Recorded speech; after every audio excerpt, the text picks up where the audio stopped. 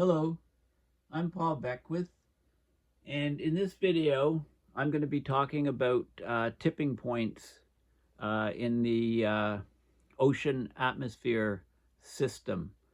So there's many of these tipping points have been talked about, and they're summarized nicely in this global tipping points report, which I'm continuing to cover with my videos.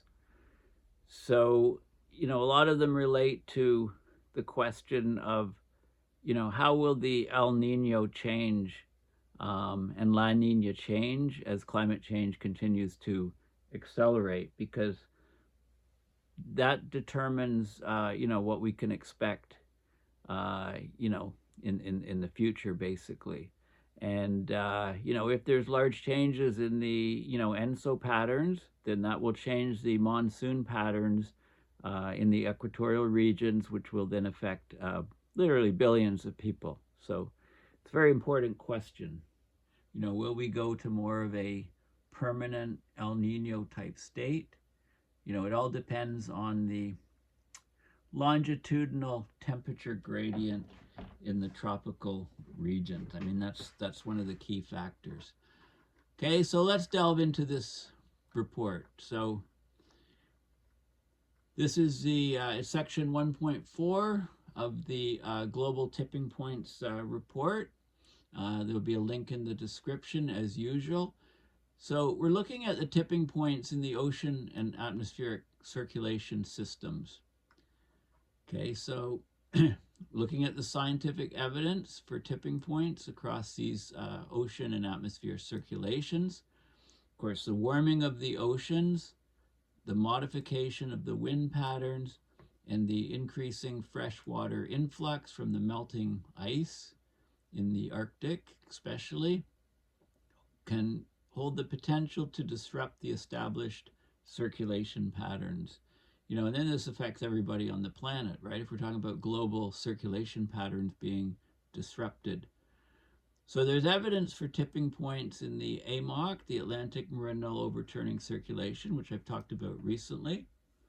Also in the North Atlantic Subpolar Gyre, and also in the Antarctic Overturning Circulation, which may collapse under warmer and fresher, i.e. less salty conditions.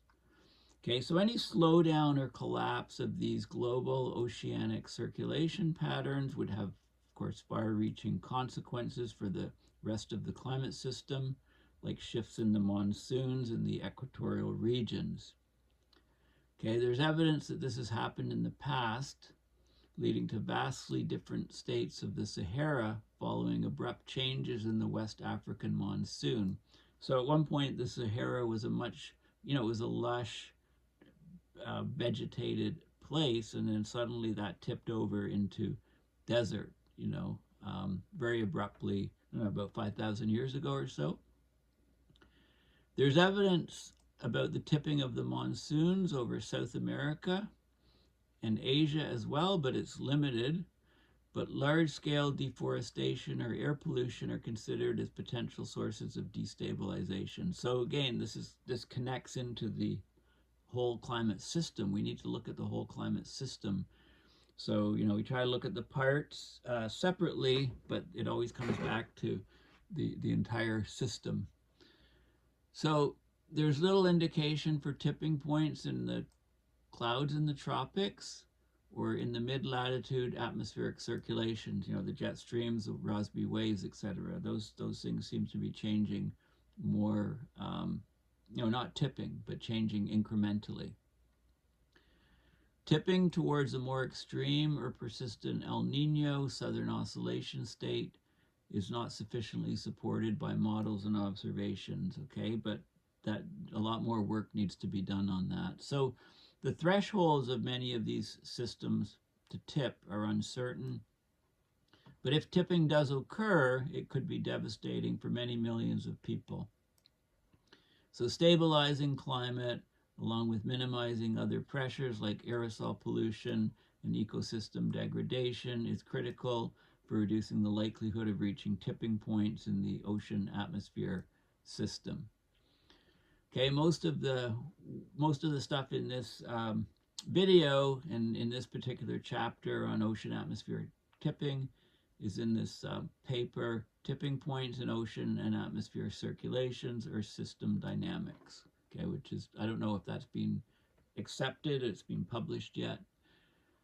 But basically the key message is there is evidence for tipping points in the overturning circulations in the Atlantic and Southern Ocean, as well as in the West African monsoon. You know, that short observational records, potential model biases towards stability, and limited resolution of various important feedback processes in the models leave uncertainties, okay? So an assessment of potential tipping in these systems is difficult to do, and obviously needs more research, and hopefully we can figure out what's going to happen before it happens. Whether we can stop it is another question. Okay, so this gives a good sort of overview of the Earth, ocean, and atmosphere and how they form basically the flowing, fluid, movable parts of the Earth system that circulate heat around the planet. Of course, they drive the daily weather and climate patterns that we see. On a global scale, the dominant circulations in the atmosphere are a consequence of regional differences in solar radiation, right? The poles are less heated than the equator. The Earth's rotation redirects the winds, and the thermodynamic properties, you know, warm air is less dense and rises, for example, govern the system. So the atmospheric circulation can be divided into basically several rotating cells, okay? So we can talk about, well, let's just look at the figure here. You know, it's got it all. We've got hot air rising at the equator, then it moves to about 30 degrees north and south, and then it descends and returns back and forms a closed loop. This is called the Hadley cell. The air rising over here is moist air rising, water vapor condenses into clouds, and you get a huge band of clouds near the equator, which follows rain in the ITCZ, actually, Intertropical Convergence Zone. I think they got the acronym wrong, unless this is the French version. International Tropical Zone of Convergence, maybe they're talking about, I don't know, ITCZ. It's correct here, ITCZ, Intertropical Convergence Zone. Okay, so where the air descends down, air coming from the north descends down and then completes this loop, connecting about 30 degrees to about 60 degrees latitude in both the north and southern hemisphere. That's the Ferrel cell, and then the air rising air here completes a loop to the North Pole, coming back here in the polar cell. So we get these type of air circulation patterns. And in the ocean, we get the warm surface currents, or the brownish, and you can see them carrying heat up. And this is the part of the Gulf Stream, basically. And then what happens is you get these chimneys where the water's cool and saltier because of the formation of sea ice, and you get descending down to the deep abyss where the water tracks back here. So you get the cold bottom currents and the warm surface currents.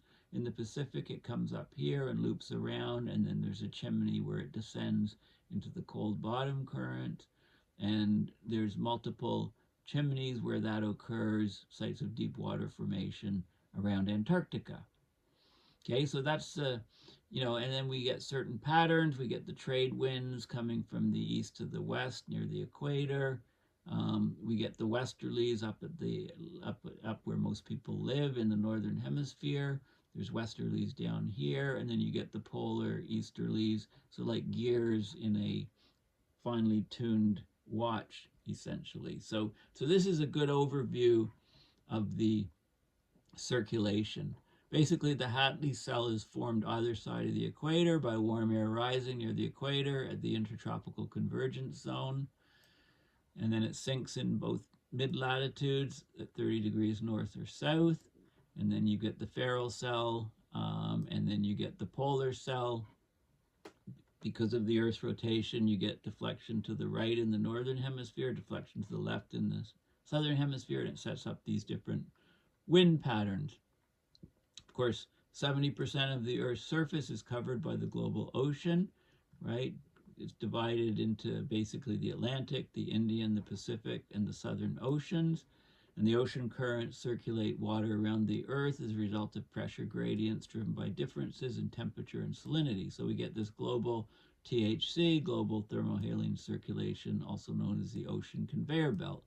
So it mixes the whole ocean over about 1,000-year time scale. Okay, and there's key components of the mechanism that connect the deep currents to those on the surface are the sinking of cold and salty, therefore dense water in the polar regions, as well as widespread upwelling of water. Okay, and you get these rotating, basin-wide rotating gyres in the various ocean basins. Okay, so basically this is a huge heat engine. It's a way to bring heat from the warm equator to the cold poles. Okay, so here's what we know at the moment from this review paper on the ocean and atmospheric circulation tipping points. Okay, so this is a tipping element with confidence level. So the Southern Ocean circulation is definitely changing, okay, and is rates as a relatively high confidence level that it's a potential tipping point. Same with the Amoc slowing down and then rewiring to lower latitudes is fairly high confidence, and the Subpolar Gyre, which is the northern extension of the Amoc, that can just basically shut off, and then the Amoc will reconfigure to lower latitudes. So that's got high confidence of tipping, and I've talked about those things in the past. There's some level of confidence, but low, that we can get West African monsoon tipping. Okay, and there's also, it's not so certain with the South American monsoon. It's not so certain with the Indian monsoon. But if the Amoc basically shuts down, the cold water will extend further southward. So if you like, the average, the latitude of average heat, where heat is balanced in both hemispheres, will move southward. So the ITCZ moves southward, and it misses the regions where it's hitting right now. So many of these monsoons actually can fail if that happens. So, on their own, they're likely not to be failing, perhaps with the exception of the West African monsoon. But it's all connected. If the ocean currents tip, the Amoc slows or shuts down, reconfigures, and it's very likely that the ITCZ will move south and will get failures of the monsoons in those equatorial regions, and that'll be catastrophic to millions, hundreds of millions of people, even billions of people that rely on these monsoons. Okay, so that's the bottom line. Let's have a look at some more of the details here, and I need to expand. I need to change the scale here. Okay, I think this is good. Okay, this is a summary of evidence for tipping dynamics, key drivers, and the biophysical impacts of each system considered. So the driver is DC, is direct climate driver by a direct impact of emissions or radiative forcing. CA is a climate-associated driver. NC is a non-climate driver. Okay, and drivers can enhance. If the arrow is going up, it's enhanced, or if it's countered and reduced, the arrows are going down. So the Amoc, we've got the Amoc shutdown or collapse is the system we're looking at here. So the key drivers of this, of course, ocean warming increasing, precipitation increasing, Greenland ice sheet meltwater increasing, Arctic river discharge is increasing as the Arctic warms, the sea ice extent and thickness is decreasing, regional aerosol forcing is increasing, regional ocean circulation changes likely to occur, and there's key biophysical impacts of a shutdown. We'd get cooling over the northern hemisphere up to 10 Celsius over West and North Europe. I've seen some papers where it says parts of northern Um, Norway would actually be closer to 20 degrees Celsius drop in temperature. There'd be a change in precipitation and weather patterns over Europe as Europe went into a deep freeze.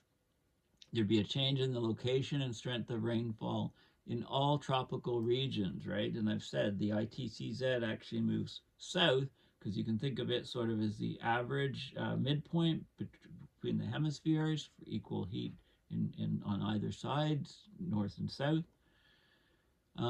We'd lose the efficiency of the global carbon sink. We'd get more ocean acidification. We'd get a reduced primary production in the Atlantic oceans, right, because they're much colder. Deoxygenation in the North Atlantic, change in sea level rise, modification of sea ice and Arctic permafrost distribution, right? It could keep the ice in the Arctic for a much longer period of time because it's going to go into a deep freeze. Remember, ice could actually move across over to Europe from the Arctic. So it changes everything. It changes the entire climate and winter storminess, reduced land productivity in Atlantic bordering regions, and increased wetland in some tropical areas, and methane emissions, change in rainforest response. Okay, and there's key feedbacks that come into place. So this is basically an abrupt change, that can occur over less than a few decades. Okay, so it's a huge, and there's likely thresholds depending on the rate and the spatial pattern. Okay, the North Atlantic Subpolar Gyre would basically do what a shutoff does, but at much smaller scale. I mean, this is only part. The whole Amoc shutting down would be hugely severe and have huge ramifications. If the northern branch of it was to collapse, then the changes would be smaller, but along the similar lines to the actual shutdown. Okay, Southern Ocean circulation, the Antarctic overturning circulation is heading, it's also looking like it could collapse with rapid continental shelf warming around Antarctica. So direct climate effects, or you get ocean warming in the Southern Ocean around Antarctica. The Antarctic ice sheet meltwater increases, the trade winds change, the sea ice formation changes, precipitation changes, and you get basically a modification of the Earth's global energy balance. Okay, you get a much reduced efficiency of the global carbon sink because a lot of it happens in the southern hemisphere around Antarctica. Change in global heat storage, reduced support for primary production in the world's oceans, drying of the southern hemisphere as it gets colder, less water vapor in the air, a wetting of the northern hemisphere. Okay, so we could have this sort of seesaw thing happening where it looks like the Amoc is starting to collapse, and then as a result the Antarctic Southern Ocean circulation collapse even faster, and then you can get this sort of bistability between the different poles. We've seen it in the past where one hemisphere gets really warm, the other hemisphere gets really cold, and then it's like a seesaw or a teeter-totter, and it tips back from one mode to the other. So it's very difficult to predict all of these things. But we do know that if these ocean currents really start slowing down, that's going to affect the ENSO patterns. It's going to affect the monsoons in the equatorial regions, and this is huge. So we've got the Indian summer monsoon, we've got the West African monsoon, and we've got the South American monsoon that are looked at. So the Indian summer monsoon could collapse and shift to a low precipitation state.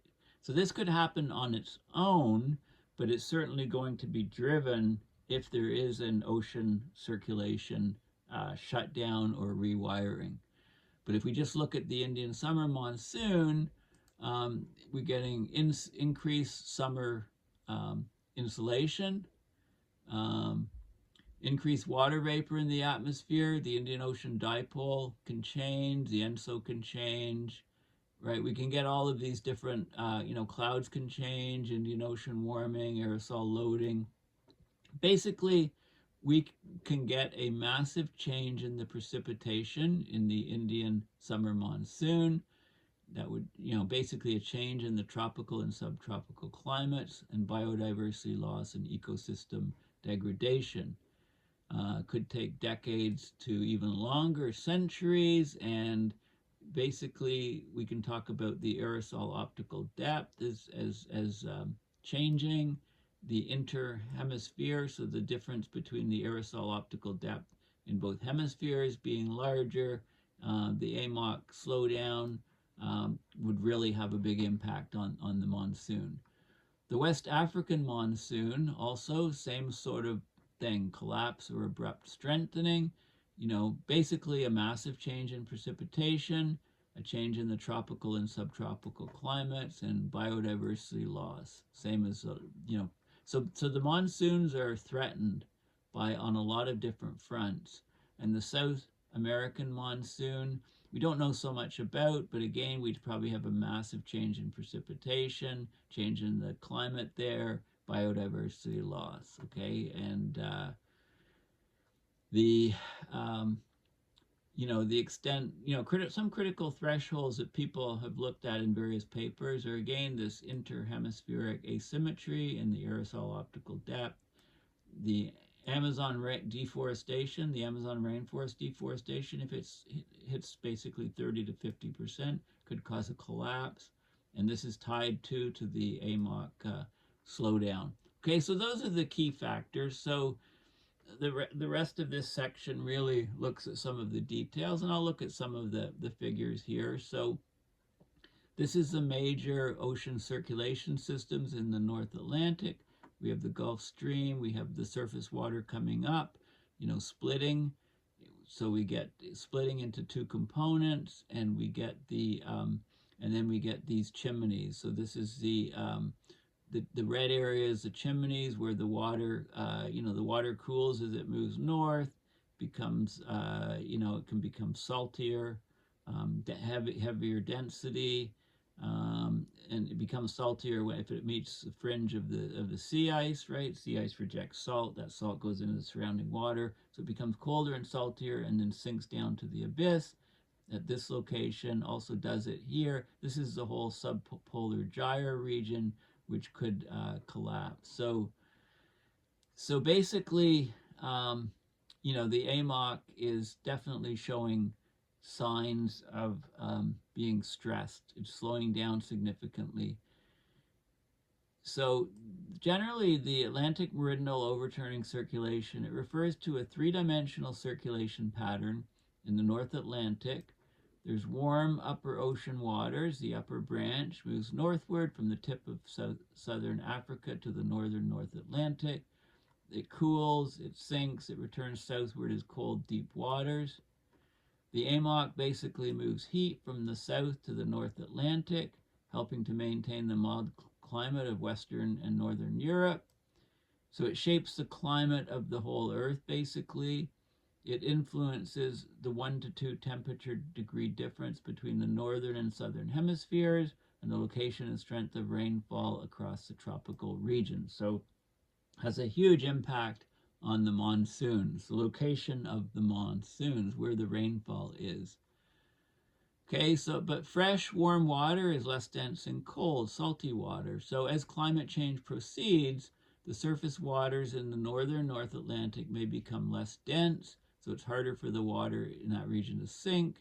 That disrupts the connection between the upper and lower branches of the Amoc, causing it to weaken significantly or even collapse completely. Okay, so Amoc strength has only been observed directly since 2004. There's reconstruction going back before then, and there's the paleoclimate proxies. Okay, but so we don't have tremendous amounts of direct evidence from the Amoc, but we're definitely seeing it changing in recent times. But basically, The IPCC's most recent assessment is that the Amoc is weakened relative to 1850 to 1900, but there's disagreement between reconstructions and models. But the IPCC projects it's very likely that the Amoc will decline in the 21st century. And yeah, so we can actually see the decline of it. And you know, it has a this is showing total CO2 in the atmosphere, you know, what we're expecting. This is the overturning strength in Sverdrup of the Amoc declining as the CO2 level rises in the atmosphere. Okay, so we're seeing the overturning, and it can basically really slow down, shut off, and yeah. Okay, so there's evidence of tipping dynamics, right? The Amoc's being proposed as a global core tipping system of the climate system with medium confidence. I call it the mother of all tipping points. Paleo records indicate it's abruptly switched between stronger and weaker modes during recent glacial cycles. So there's periods, if you go back thousands of years, there's periods where the Amoc strength has significantly weakened, recovered in all of these events. So this is the warm state here, where we have the North Atlantic deep water formation, and we have the Antarctic bottom water. And if this basically shuts off, then you have the Antarctica bottom water coming up like this. Okay, so we're looking at massive changes in the climate system based on the Amoc. Okay, so there's the North Atlantic Subpolar Gyre, right? It's basically sort of a subsection of the Amoc, and that's likely to flip off sooner than the whole Amoc.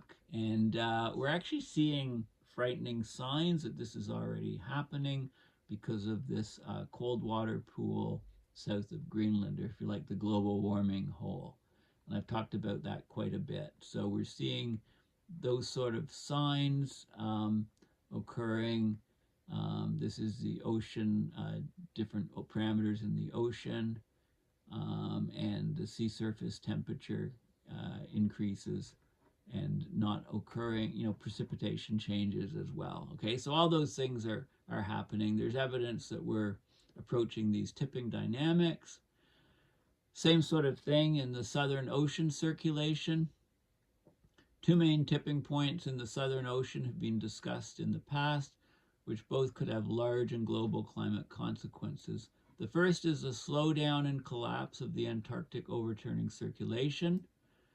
The second is the abrupt change in ocean circulation on the Antarctic continental shelf, which could lead to suddenly rising ocean temperatures in contact with the Antarctic ice shelves fringing the ice sheet. Okay, and I've talked about those in some of James Hansen's work, where the water at the depths of the base of the ice sitting on Greenland that's resting on bedrock well below sea level is warming significantly. So this is showing you the surface water circulation, and the chimneys are in these locations where the water descends down into the abyss to feed the bottom water. There's like 4 locations that are looked at, or that are occurring in Antarctica. And yeah, so again, if we get too much warming, we're not going to get that water being dense enough to descend, and these chimneys will shut off, and that'll basically isolate surface water and bottom water, and rewire the whole climate system with ramifications on the whole climate system. So those polar events, those shutdowns of the ocean circulation flow at both poles, the Amoc and the Antarctica, they're all going to affect the monsoons. Okay, so monsoon circulations are large-scale seasonal changes in the direction and strength of the prevailing winds, driven by insolation, the incoming solar radiation, and local temperature difference between the land and ocean. Their dynamics are strongly influenced by the seasonal migration of the ITCZ, the Intertropical Convergence Zone. It's a regional band in the tropics where the trade winds from the northern and southern hemisphere converge and rise. The air rises as part of the tropical atmosphere overturning circulation. So monsoon is the term that we use, and historically monsoons were seen as large-scale sea breezes driven by the land-ocean heating differences due to seasonal changes in incoming solar radiation. Okay, so monsoon regions in the world have heavy precipitation in the summer months, and the global monsoon system is a huge, important part of the global hydrological cycle. Contributes about 31% of total precipitation over the globe. So here's the key monsoon systems. We've got and this is total precipitation difference, June, July, August, minus December, January, February. Okay, so the bright red, or most of the rain is in the summer, June, July, August, the monsoon season, so monsoon on. We've got the Indian summer monsoon, we've got the West African monsoon, and we've got the South American monsoon. And basically the ITCZ will be tracking along this line. And the ITCZ is like the point, it's a midpoint between the two hemispheres, about equal heat, both north and both south of it. So if the northern hemisphere is cooling significantly with less heat transferring up to high latitudes from the Amoc, then the whole ITCZ shifts down lower. So this is the area that will get lots of rain, and this area will become drought, and that will therefore affect millions to hundreds of millions, even billions of people who rely on these monsoons in these countries along this loop. So that's the basic gist of it. And there's some more details about the Indian summer monsoon changes and evidence for tipping, the West African monsoon, and also the South American monsoon.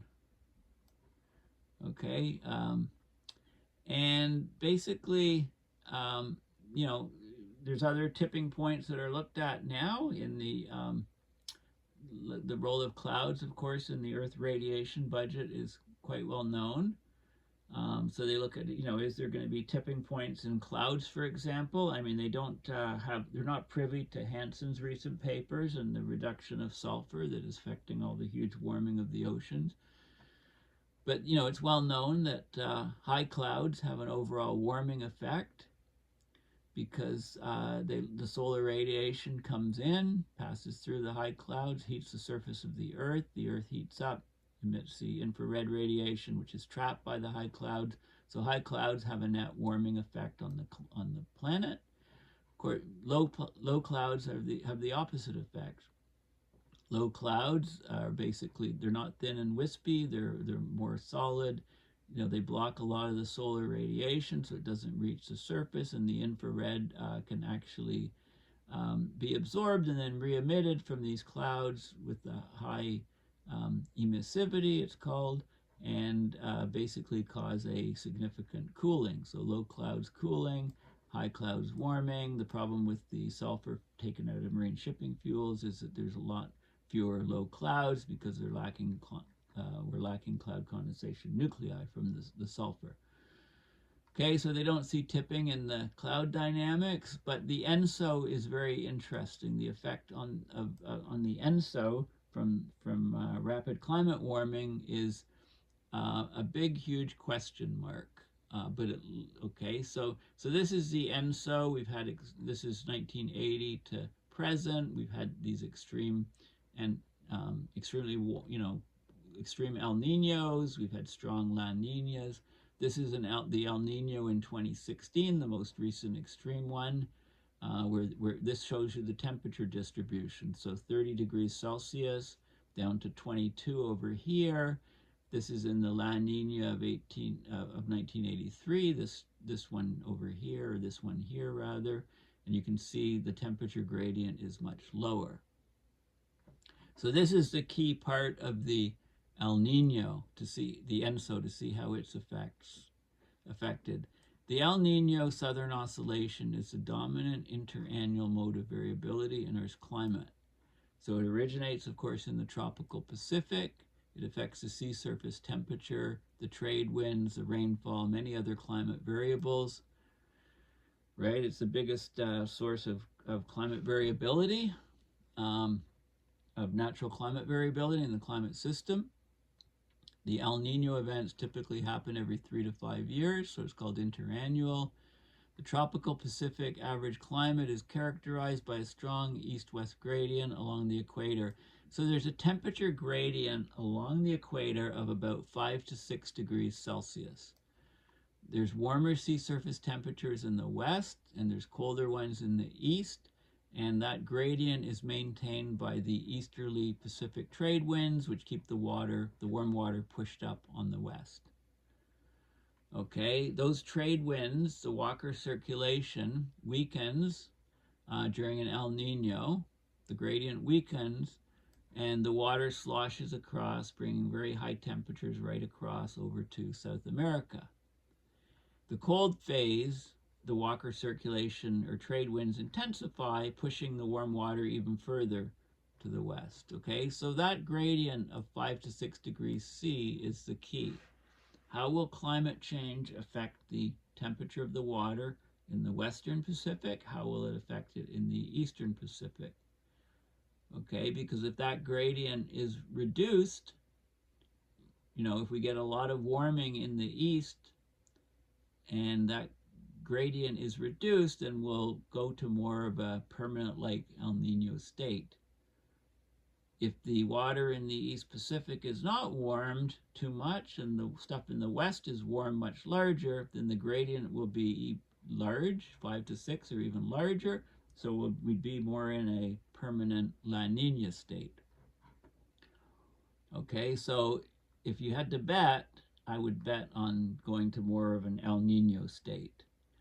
But the jury is still out on that. And that's the key. The key. So there's evidence that there might be some tipping dynamics going on. But, so they've looked at these are basically, they've looked with a whole bunch of different models. They've looked at the projected changes in extreme El Nino events in the CMIP6, the latest climate models. So, we have a control, abrupt 4 times CO2 increase, and different types of situations to try to simulate what's going to happen. It's projected that the eastern equatorial Pacific will warm faster than the western part of the basin. That would lead to an eastern equatorial Pacific warming pattern or El Nino-like mean conditions associated with weaker Pacific trade winds.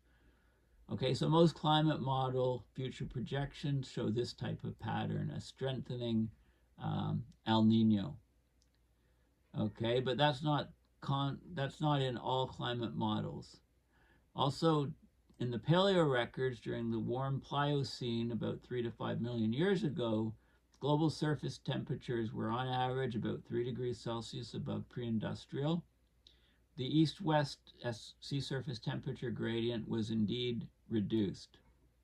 Okay, so we were more in an El Nino-like, more in basically, this state is often referred to as permanent El Nino-like conditions, which doesn't indicate ENSO changes, but rather a consistent mean decrease in the east-west sea surface temperature gradient. So debates on this topic are still ongoing, but estimates for the gradient reduction, instead of 5 to 6 degrees Celsius gradient, it might be 1.5, there's a gradient, that number will reduce from 1.5 to 4 Celsius. So it could be as low as, 1 or 2 degrees instead of 5 or 6 degrees, or it could be as high as maybe 3.5 to 4.5 degrees. Okay, so that's what it looks like from the models, but I think they still need to, there's a lot of uncertainty in that still. Okay, they do look at the jet streams. They talk about the mid-latitude atmospheric dynamics, the Arctic warming amplification, reducing the temperature gradient to the equator, causing the jet stream to become much wavier, and getting, you know, high pressure area here, low pressure area here, more extreme weather events, enhanced meandering. This would be the location of the jet streams originally, and now they become much wavier.